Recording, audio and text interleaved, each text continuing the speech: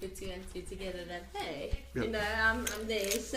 Cindy told me or she's prepared him that I'm coming, and I should be that as well. Okay, how was your week? And maybe, I think for today we've talked a lot throughout the sessions of what I'm seeing and things like that, but maybe just your thoughts and your Natasha's thoughts on the process and how you've experienced it. Well, would be great. We've noticed a uptake in conversation. Okay. So he's talking to us and with us a lot more. We've had conversations like back and forth kind of thing, not just request answer kind of like thing. more reciprocity, but turn taking and in the conversation. And obviously we've also started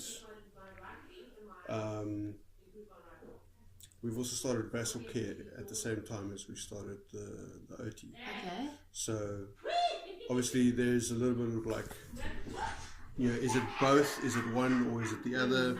Well, we'll know because the vassal care is going to carry on, but obviously the OT is not. So, but definitely can see that he's verbally he's picked up a little bit, and also just like the what's the word now? Voluntary actions, like picking up his toys in the morning before we go to school, which he started doing. He does it by himself now. Sure. There's also a lot less resistance when we ask him to pick up the toys, when we ask him to do stuff. There was, however, was it yesterday? Yes, it would have been yesterday. Yesterday at the school, all the kids acted out. Because of the weather? Or? No, I think, at least Cindy's theory is that your visit was something out of the ordinary. Yes, and I know because of the rain as well, it was quite loud on the roof, so that's what we were thinking. But I think they're quite used to that, because I mean, every time it rains they get that. So that wouldn't have been something new to them, but I think your visit would have. Okay. So everybody was out of sorts.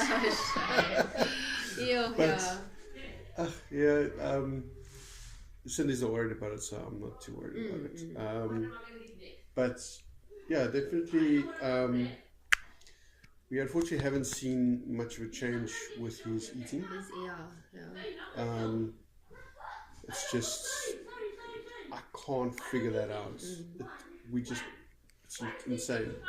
I mean, we've been trying to up his calorie intake with giving him ice cream. Okay. And we thought, like, well, let's see if we can't add a little bit of fruit into the ice cream as well. He barely touched it and immediately rejected it. Sure. I mean, it's not like even he had time to properly taste it. The moment it got to his lips, rejected. And also because it looks different. No, it didn't. It didn't even look different. We used a hand blender to blend the fruit into the ice cream, and it was banana. Into vanilla ice cream. That he eats banana. He ate the vanilla ice cream, no problem. But the moment we blended the banana in and let it ice up again, there was hardly any visual change to it at all. And he wasn't even looking at it. Okay. He took the spoon, put it in his mouth, and went, oh, no. It's not the same. Straight away. Yeah. So, I mean, he's very, very sensitive about his food, and we just can't figure out what the trigger is exactly. So, yeah, that's still frustrating. But I can think. And especially because, I mean, your obvious concern is for him to gain weight and grow. Yes. And get enough protein for brain growth and all his leaps that he's making, that it's supported by a diet. Because I mean, he's active and he's not lethargic or anything like that. So his metabolism's still pumping, but he's just not getting enough calories in a day. And one thing I have noticed though recently is that he taking longer to eat his food. So there's more over the last, I'd say the last 2 weeks, there's more input needed from us for him to complete a meal. And sometimes he doesn't complete a meal at all, especially lunchtime. Yeah. So, I mean, it's not like he's eating any more than he used to at school. I mean, he often comes back with like, he still has half an apple, or he has half a muffin still in his lunchbox. So he hasn't, overeaten at school and now he's not hungry lunchtime. Yeah, I understand, yeah. It's just, he takes forever. Like, it takes him the whole afternoon to eat his lunch. Sure. And I have to prompt the whole time. Yeah. I could even see with Cindy having to prompt with the banana and the muffin that he had in his lunchbox that day. And because the crumbs of the muffin was on the banana, it was so hard for him to eat that because it looked different, even though... Yeah. No, but he is very sensitive. So, I don't know. Okay. It's just... I have no idea. And nobody can tell us what it is. So maybe from a sensory point of view, because we could definitely pick up that he's got a more sensitive system for tactile input. Because it's the same cells, the same epithelial cells, those two usually, and with auditory sensitivity goes hand in hand. We often see those three in conjunction. And the sessions that we did is because we're working indirectly through the brainstem and through the vestibular system and through the proprioceptive system to get input into the tactile system and kind of prepare it for input. That's what we've been doing here. It's too short a time to carry over into oral. What we can do is look at, for you to try, look, I think we'll go through the things, more standardized things that I did with you so that you get a picture. But from my side, I'll obviously suggest OT because I know it's good for him and we know it worked for him because he's also, I think at this stage, because you've also seen a lot of input throughout the year, he's neurologically at such a ripe and mature stage now for input that's why we're just seeing change after change. I mean, Cindy just said she actually can't describe to me that this is the same child that started there the beginning of the year, and that's, I mean, you've done masses on your side, but apart from that, still his progress is tremendously fast. So I would definitely suggest that. But if you do decide to not carry on with therapy for a while or take a break maybe and then come back, whatever your choices are, we can look at maybe the massaging program at home and pull in the oral thing. I can go it with you today if you want. I'm not sure if you'll go for it, maybe the massage, but you can maybe start him off and step by step get to the part where either he does the oral part himself or you or Natasha does it.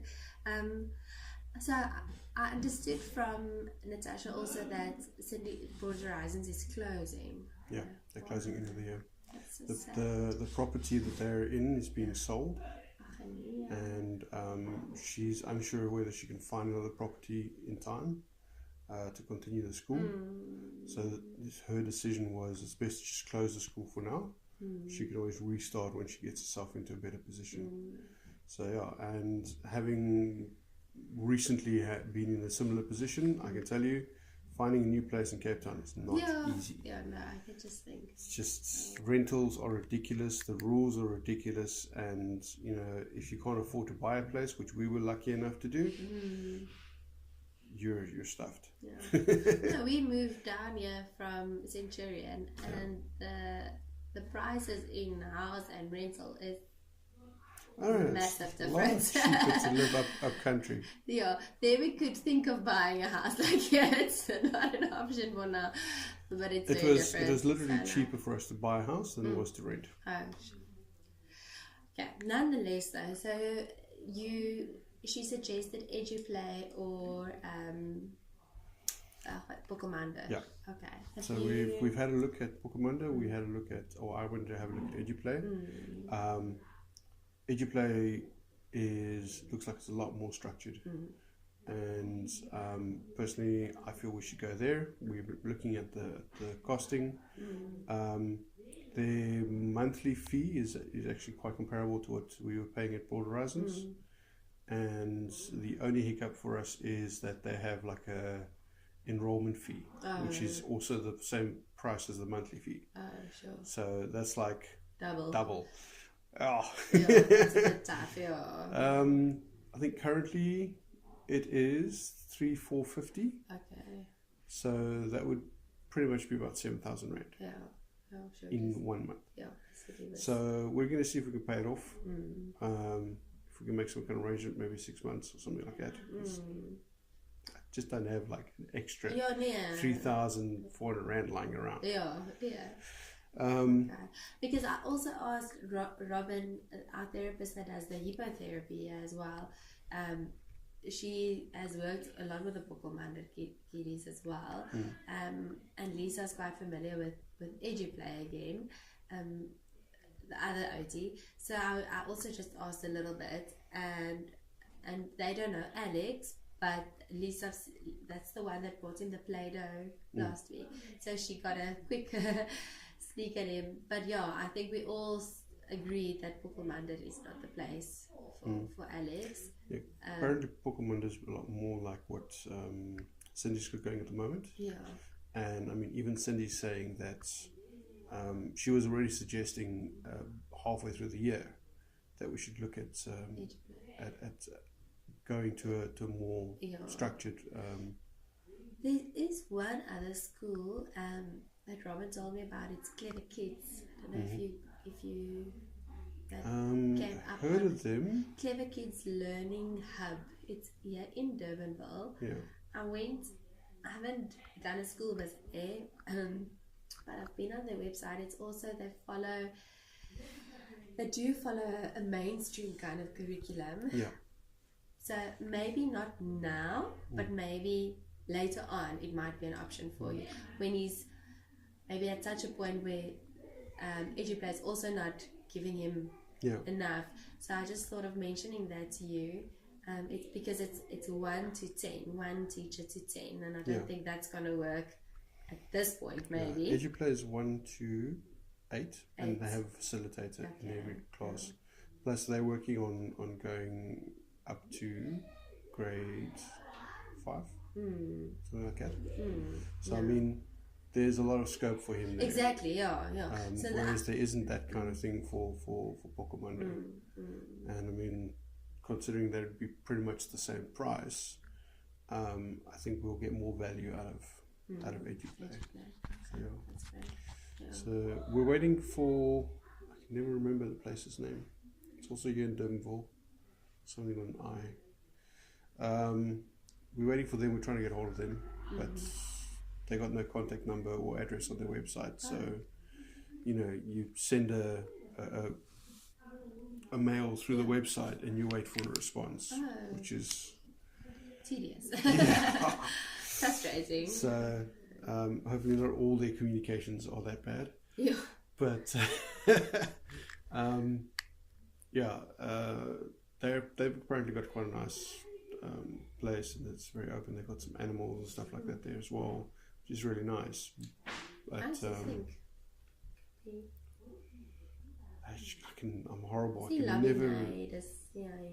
can never remember their name. But in any case, so they haven't gotten back to us yet. So I'm slowly, getting fed up of waiting for them. So, but so there's a strong chance we're going to go with EduPlay. I think they're a pretty good choice, pretty good bet. So. Okay, so maybe just to go through with the things that I saw. Okay, so I'm gonna start with the sensory stuff. So that is what you were wondering about. Okay, what was definite evidence between at home and school is that he definitely has more sensory processing difficulty at school than at home, which is obvious also to a point, but it's nice to know it also. So he does experience the more busy environment with more children with more sensory input as slightly more disorganizing. So at home with you it's much better. So at home he tends to be sensory seeking slightly more than others, sensitive also just slightly more than others, visual he's actually less than others, so taking in less visual input, but often that's also because of his sensitive system, and with the eye contact and things he can't process all of that at once for that amount of time, and that's why it's hard. I know Cindy also said they play this game and it's so hard for him to maintain that because it's just too much to take in, so he'll rather be avoid visual input or too much of it, or not seems like he's not registering it, just to actually maintain his focus. Okay, touch is slightly more than others, and oral also more than others, obviously, and then behavior wise also slightly more than others. Whereas in comparison to school, he is seeking much more than others, sensory avoiding much more than others, sensitive much more than others, registration much more than others.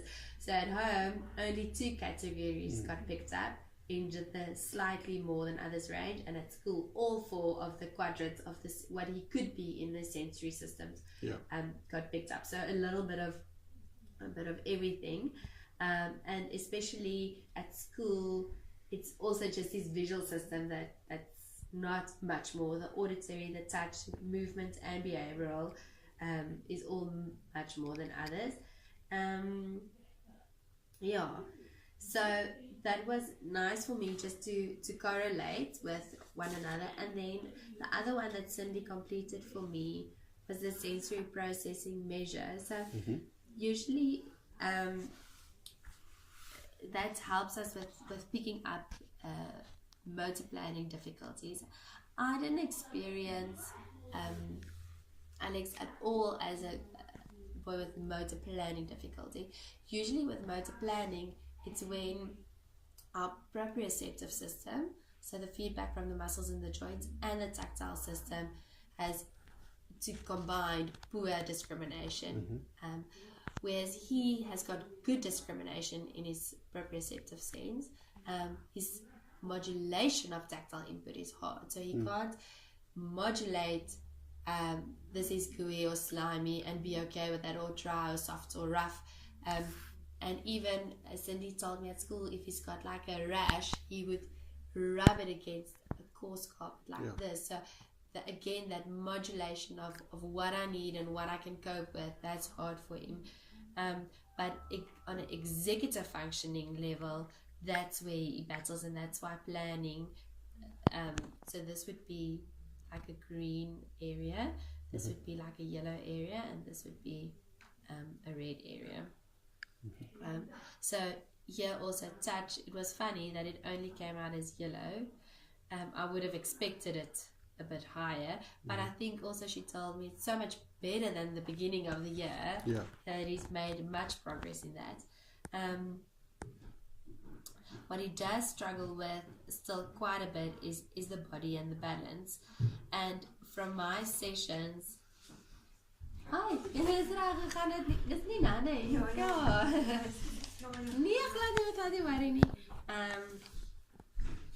Yeah, so things that she mentioned with the body and the balance.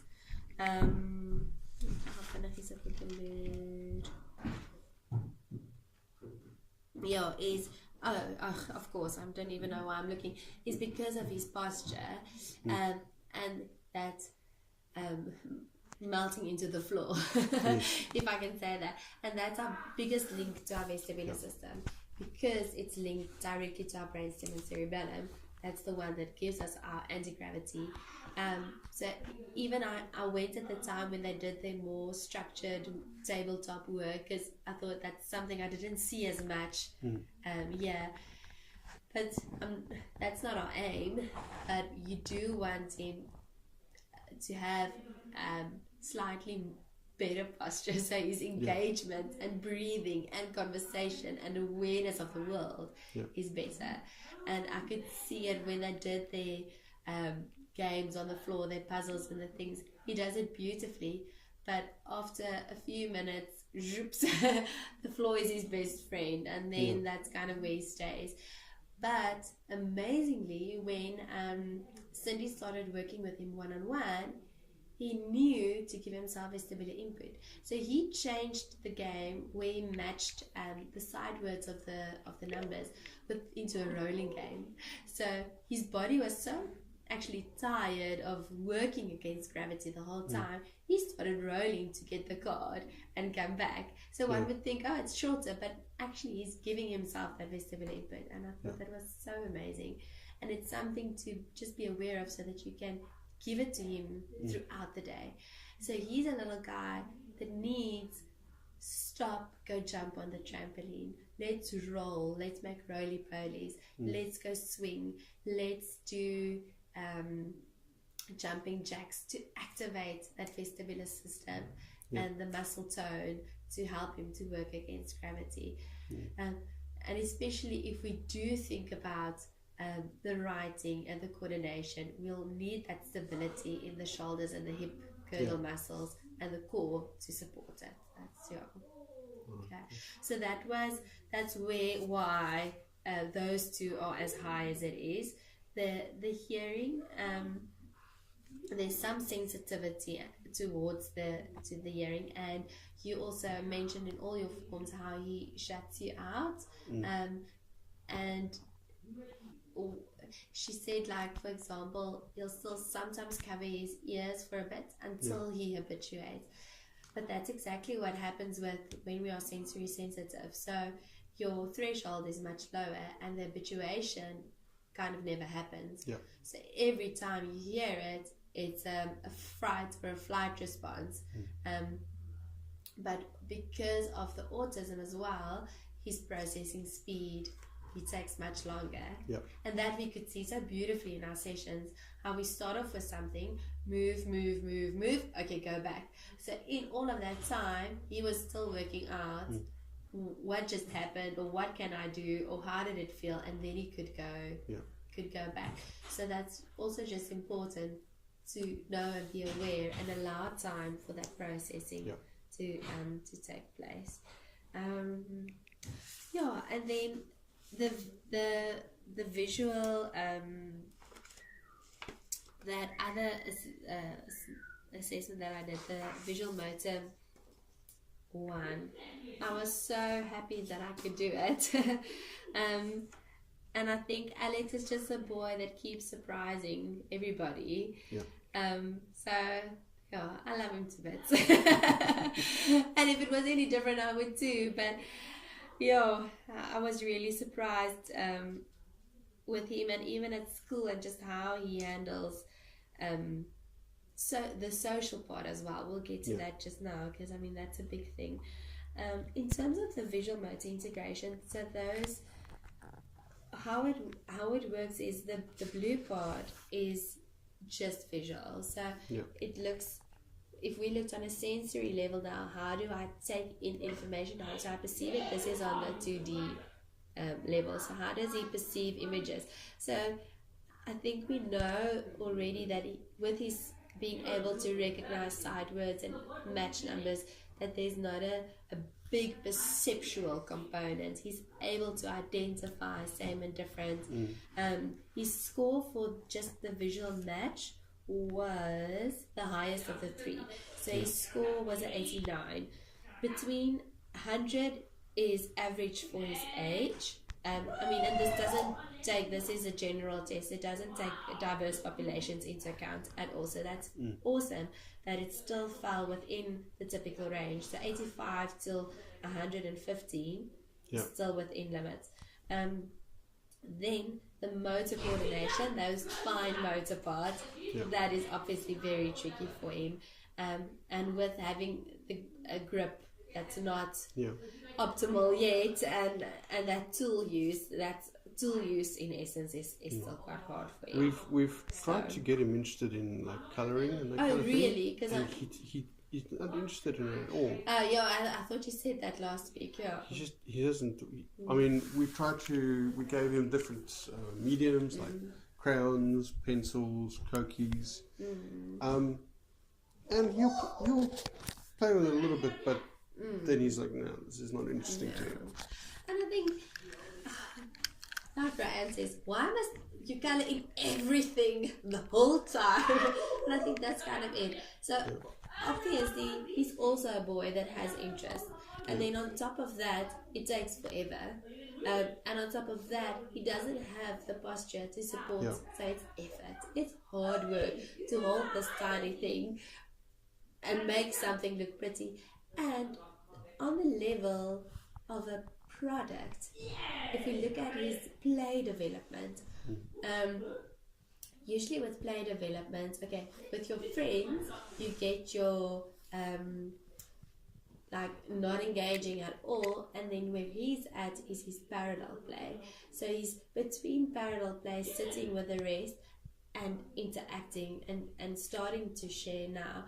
But after that, it's still also a little bit imitative play, but not yet with others in the group. So he's not yet imitating with others and imitating roles, the adult roles. So that's where we would, in terms of play, aim for. And only after imitative role playing, you get awareness of product. And then only after awareness of product and imitation of product, you get, I want to do a nice product. He actually does role playing at home. I know he does. Oh, with you as well. Oh, yes. That's interesting. There's the one channel that he watches on YouTube. It's a father and son. Yeah. And they do a lot of role play, like Jurassic Park, Ghostbusters, whatever. And he really enjoys that channel, and he will often engage us as him being the child, and us being the parent, and doing the stuff together. So whether it's we're role playing Jurassic Park or we're role playing Ghostbusters, one of his favorite ones to do with us is the Ghostbusters one, because we've got Nerf guns at home. So we each grab a Nerf gun and we grab something to be the ghost trap, and then we run around the house catching ghosts. Sounds so much fun. Right. And he role plays that script that they have on the video, like exactly the way it is. Obviously there's he adapts to the environment that he's in. Okay, that's great. So for instance, one time the ghost will be in the bedroom, another time the ghost will be in the kitchen. It's not always in the same place, so it's not rigid. He changes it. But it's the same story every time. We just change it, depending on how we're deciding to play that day. So he's able to create his own imaginative play if it's him alone, but if he does interact with others, it's part of a script or something that he has watched. Well, I mean, we've also done just spontaneous play as well with us. I mean, he will ask to go and swing. He will ask to go and jump on the trampoline with him. He will ask us to slide with him. Now, there's the slide outside on the tree, and he also takes his mattress off the bed, and that's also a slide, but that's more of a roll down. And then we must come and roll down with him. So he does engage us and like come do this with me, come do that with me, you know. And he loves to go hunt for lizards and insects in the garden, and he likes to call mommy to come and do that with him. So. That's great. But back to the colouring, I don't think he's ready to actually care about the end product yet. So so that's great that he's doing that already. But I would stay away. I would leave the tool use for, so, you know, colouring and things. And if they get to cutting, leave it for school at home. I would rather do everything that's drawing and colouring, but not using tools. Yes. So I would use tongs, bright tongs, to catch lizards, or pretend whatever, so that you still get that opening and closing of the hand. I would use to draw in like all the textures, to draw in rice with my finger or make shapes. Even if it's just 3 minutes, or in flour or icing sugar, or make a spritzer bottle on flour, you know, and see what happens, and make the mushy or maizena. So you're getting the strengthening of the hand, but without, and that's what Oti would also do, without actually saying, okay, let's cut out a picture, because that is just too hard before we get to that point. So rather build on the foundations of it, so that when he gets confronted with a task, it's easier for him. Or using literally picking up small things with his hands, and maybe using tweezers, bright tongs. You get at Crazy Store, they look like scissors, but they've got, you know, 2 little buckies. So that's great if you want to fish in water, because the water, or in bath time. So those are the things that you can add in. Sorry for my blocked nose. No, it's fine. Those are the things that you can add into daily life, and work on it without actually presenting it to him as something that he's got a little he's got a little motorcycle that you take apart. Oh yeah, the one with the those are very cute. He likes to play with that as well. Yeah, that's perfect. And lots of the garage for boys is like all the nuts and bolts things are great to play with. I don't know how handy you are, but with a hammer, if you teach him nicely, all of those big shoulder muscles, it's such a nice way to use it. Measuring and things like that. Okay, so that was the motor control, and then the green one is the integration of what I'm seeing to what I'm drawing. So, and there he just below, so it's 82, but you could see he's kind of, if we look age wise, it's like a 4-month-old level. So that's not so bad. Not so far behind, Yeah, it's not so far behind. So that's exactly, that one is about 6 months, 6 months, 6 months. So dit werk presies uit if you look at his age. Where he's at. So that's just for you to also know. I think it's nice. If you want to take, if I write the report for you, I will put in below average or slightly below, but okay. And then let's see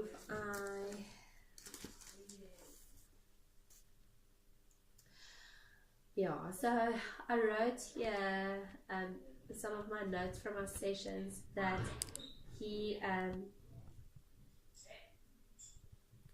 that he's got good motor planning because of his good projection of actions, and he's got good postural background movements.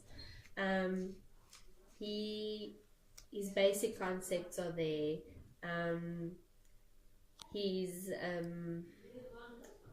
We look at a suck, swallow and breathe synchrony. So when we did the bubbles, to see in terms of speech and natural rhythms, that's there. And he's been potty trained as well, so all those natural rhythms are already in place. Sleeping though is still quite a challenge for you, from what I got from the forms, or not, or was it? And it's not so much more. I don't think it's so much anymore. It's just that because he's getting plenty of sleep. He does wake up in the night, and then he comes and sleeps with us. Okay. So there is every night. Pretty much. Okay. Yeah. So there is an element to that where he sleeps for a while, and then he'll wake up and come and crawl in by us, but then he sleeps until morning. So he gets 8 hours plus sometimes. It's not where previously he really struggled to go to sleep.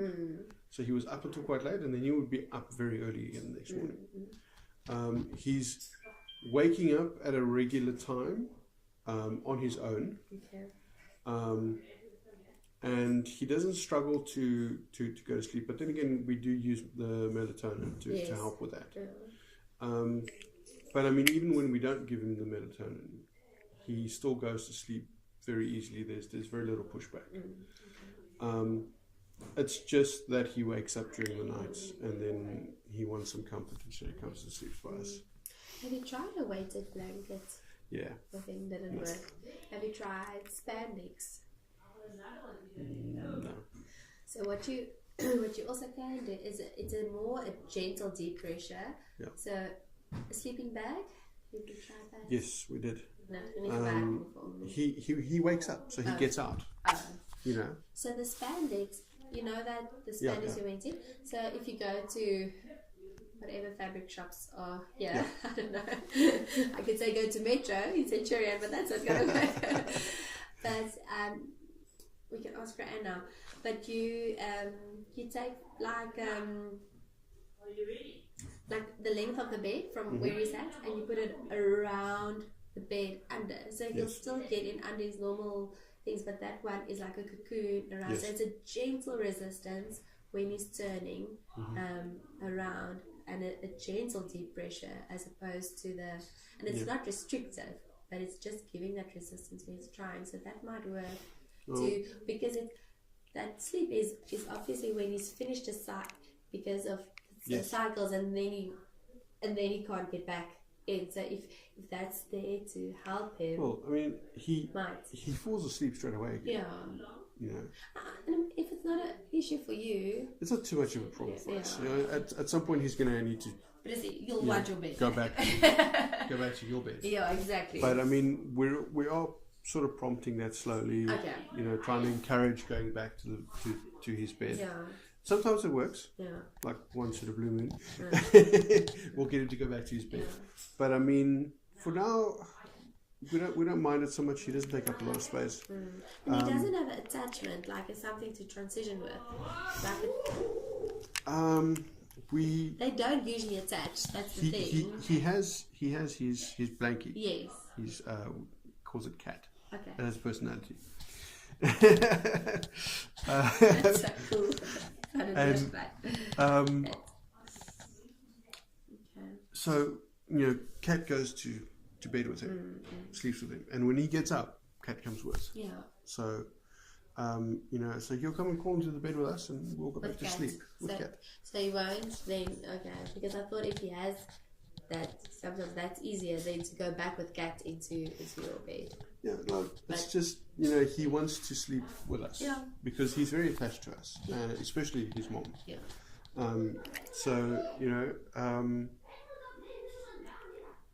He will get up and he'll want to come and sleep.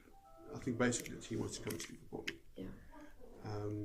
Yeah. So we've let him fall asleep before, carried him back to his bed. Yeah. He'll sleep through to the next morning. Okay. But I mean, that's a lot of effort for us. Yeah. At 2 o'clock in the morning. What did they say? Like, fast of least resistance. Yeah. Okay, so, that's fine. and then, that's it. And he does roll around a little bit when he sleeps. But that doesn't usually wake him up.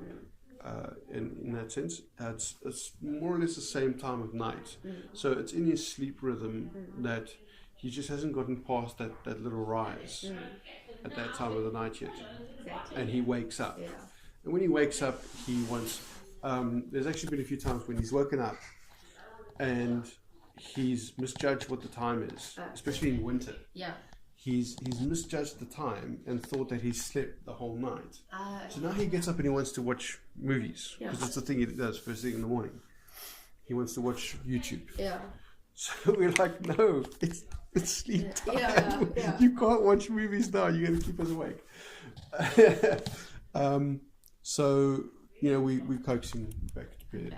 That kind of thing. So it's not like he's uncomfortable. It's not like he's cold or he's hot or anything like that. It's just that lengthening of the sleep cycle still. Yeah. It's just making it through that little hump in the evening of that part of the cycle. There's been times when he slept right through. Yeah. Right through the next morning, and then he gets up at like 5:30. And then there's other times when he sleeps till 7. Like this morning, he slept until 10 to 7. That's a nice stretch. But he goes to sleep at 8:30. Yeah. So he gets more than his 8 hours most nights. Okay, no, that's good. So he gets plenty of sleep. Yeah. It's just that there is the little wake up at 1, 2 o'clock in the morning kind of thing. Okay. I think what else? What I also just realized in our sessions, how he started last week saying hi spontaneously and appropriately bye. Like I could see the first session how the movement, if it was the right one, I could see his time that he needed to process. So I started with the one, moved to the others, go back, especially that yellow spandex thing. But that transition is hard for him, and that's typical. That is a hard one to transition. So lots of prep and preparation, visual cues and support and things like that. But how he started organizing himself within the session, and especially that he seeks that deep pressure. That's why I'm also just thinking of that spandex. I think it would be such a nice feel for him in general. And then in the next session, I could see he started to sustain a game, and I think that's also where you realized that he started initiating games with you at home. And how he could verbalize what he doesn't like. So too much balls or too much marshmallows, that it's just overwhelming for him to withdraw. So already he tapped into his tactile system, but he processed it and he habituated it to go back in there and staying there for forever. So I did see that that the movement, he doesn't need too high intensities of it, like just a little bit. So if we think about movement and what we give to the children here, we always look at intensity, duration, and frequency. So if your intensity is lower, usually your frequency and duration might be a bit longer or higher. Or if duration is shorter, then you'll make the intensity maybe a bit higher. But with him, he doesn't need too high intensity, and he also doesn't need too long duration, but he needs it frequently. So especially also during the day, and if we think about things like a sensory diet for him to help that posture, and also even to give enough of that deep pressure, because that's our organizing, that's the thing that organizes us, and it's the one that calms the sensitive systems. So if he does feel over aroused or over excited, or even as preparation for eating, you can use the deep pressure, and in preparation for tolerating more tactile input. He's got the thing that amazed me most about him is also how he's visually very distractible as well, so not too much clutter. And that's what we spoke about. Distractible, but also too much to process. So I think even in this room, it took a lot of effort for him to focus on one thing. Yeah, and a few times before we could stay in one game as well.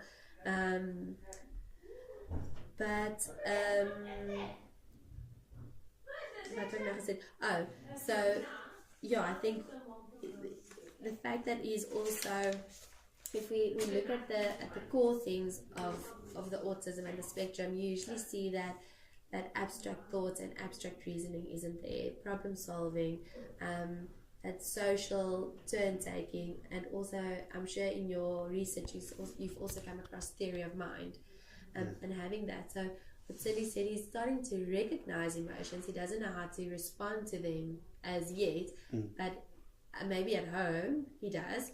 But I think in the school setting, not quite yet with the other monkeys, but he's definitely recognizing them already, and that he's got even here amazing abstract imagination already, and that is where the imaginative play is also coming from. So that's awesome. That he's got that. Let's see what else I wrote here on my notes. Yeah, I mean, then you can do the sorting. So there's most of those things, like sorting and copying and block designs or patterns is on par with his age.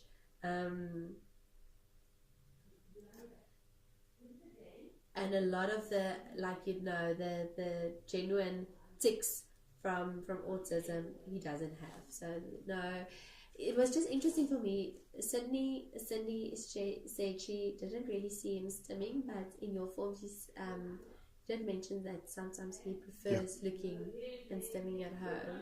He does, yeah. Okay. Is there could you find the trigger for it or not yet? No, not specific. Okay. No.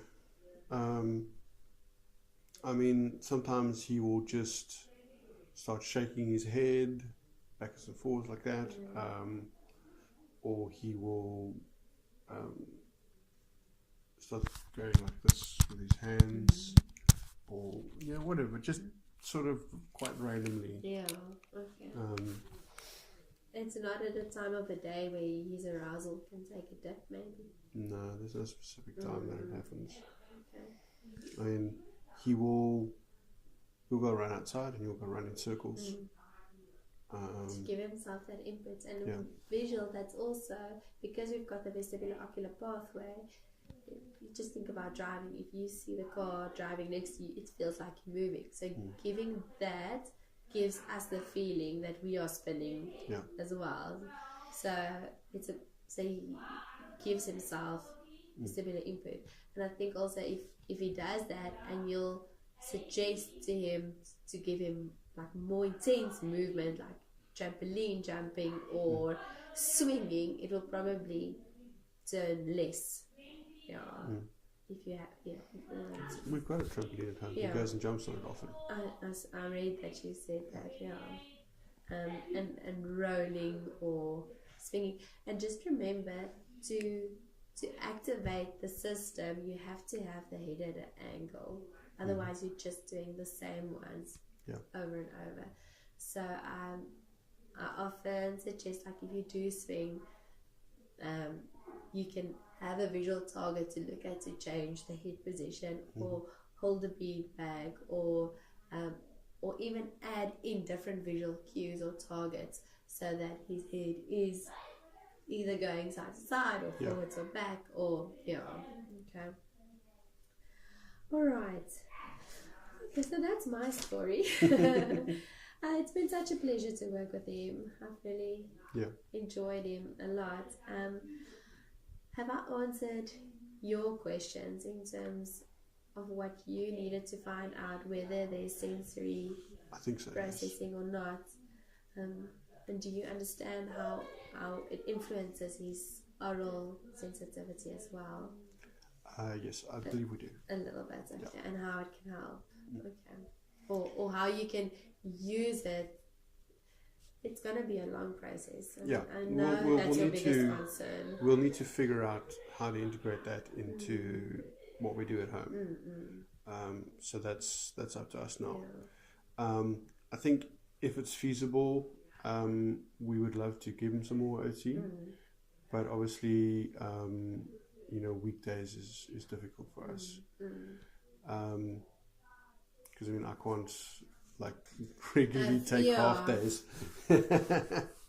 So also staying around that side. But and it's also quite a drive.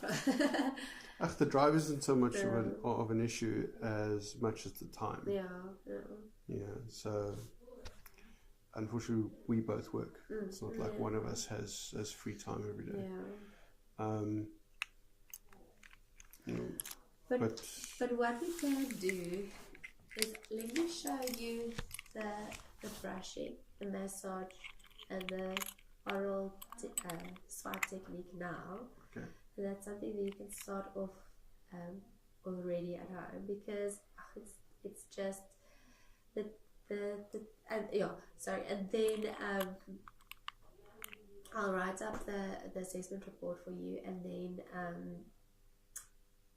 I'll add in home idea activities for you, because you are so committed already. So it's just about starting, and I think it'll be easy for you because you're in tune with him, to start to think of how we can play clever with him, and how we can incorporate these things and movement things, and even adapt in your home.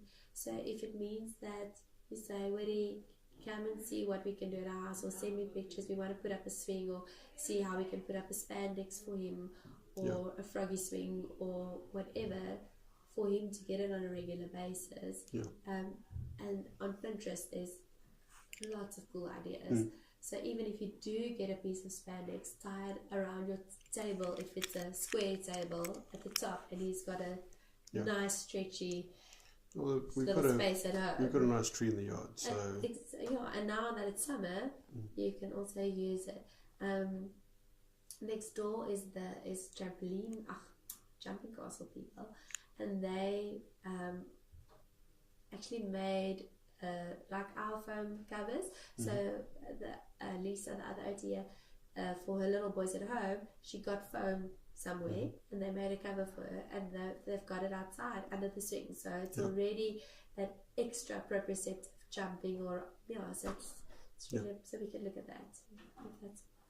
And then also, if leave comes up and you want to say, we've got a week leave, maybe we can do 3 or 4, a bit more intensive block. That's something we can do as well. Something we look at, or monitor, or won't be this year still. No. No. But I'm just saying, or once a month, or however. So I get enough leave days. I can probably work something into like taking a Friday or something like that. Maybe once a month. That's something to think about for next year. Take a Friday once a month and just can maybe work that into it. That's definitely. Ek is heeltemal bereid vir dit, so to work around that. So I think that would be good for him, just to get the little bit of extra that we can't kind of fit in at home or at school. Because realistically, there's still life also happening.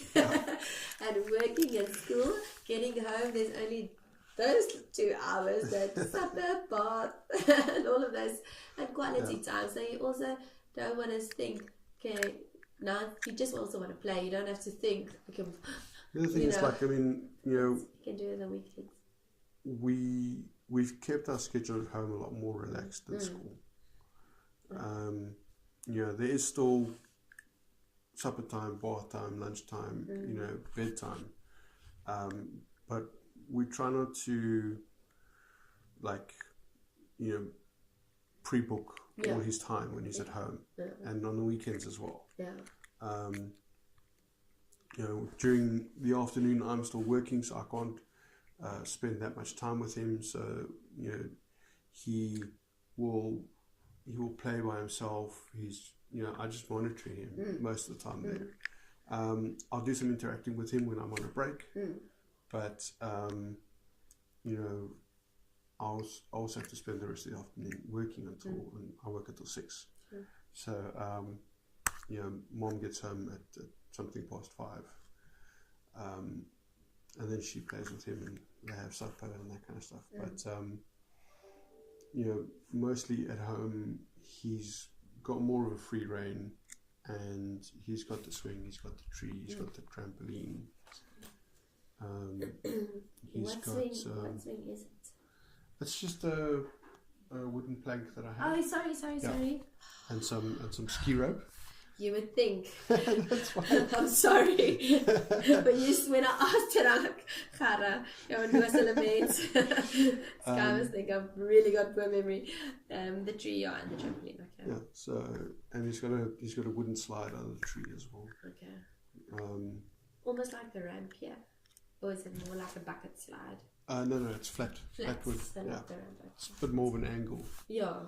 But yeah.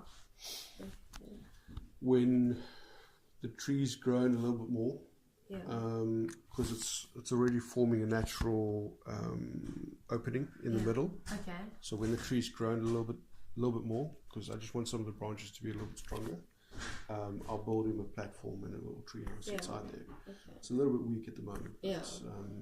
And I don't want to do too much reinforcement because I still want the tree to grow naturally.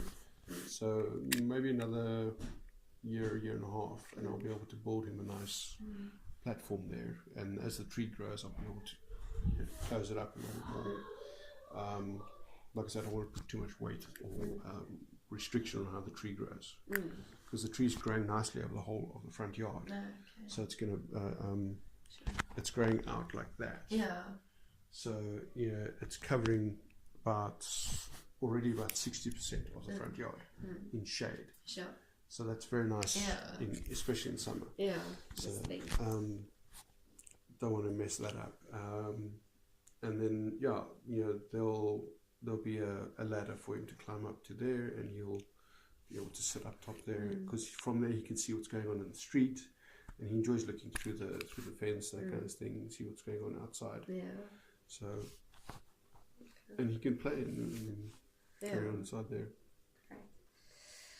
Okay, I'm quickly just going to get that massage and make a coffee for you. We've got various coffees. I was also processing. So this one is great if you can get around 2 times a day. The brushing is more intense, so I'd rather use this one that's more feasible for you guys to do, together with the oral tactile technique. So it is all about giving deep pressure. So if it says greet the front of the body, you're really going to press down firmly with the palm of your hand. So you greet the front of the body, and for him you're going to do it 3 to 5 times each movement. And start with, if you only can do 2, or you only do 2, that's also fine, and then work your way upwards. So you start with greeting the front of the body, so pushing right down to the arms, and then finish with a 2-second stretch. So if I can just show it on you, just so that you get a feeling. So you'll start there, and you'll do a firm one, and finish with a stretch. So that's the arms, and then you carry on from the shoulders as well, gliding down to the feet and ending with that same stretch again. Then the squeeze of the joints, it's basically joint compressions. So if you do the shoulder, you'll press the joint into one another. So your shoulder will be that 1, 2, and the same with the elbow 1. So pressing it towards, and the wrist. And then the legs, you do the hips, the knees, and the ankles, and then you greet the side of the body. So the one's really in the front, and the other one is literally down the side. And then once you've done the greeting of the side, you're going to do a stretching of the limbs. So there, you'll keep one hand at the joint, and the rest is just doing a stretch. So one hand here, and the other one is pulling down to the wrist, gliding and stretching. And the same then with the hips. So on the hip and going down, and hold it again like for 2 counts for a stretch. And then on the front of the body, you finish off with infinity 8s. So you make your figure 8 anyway. You do the front of the arm, top of the arm, and then like 1, 2, 3, and then you go top, 1, 2, 3, and then you do the whole arm. Yeah.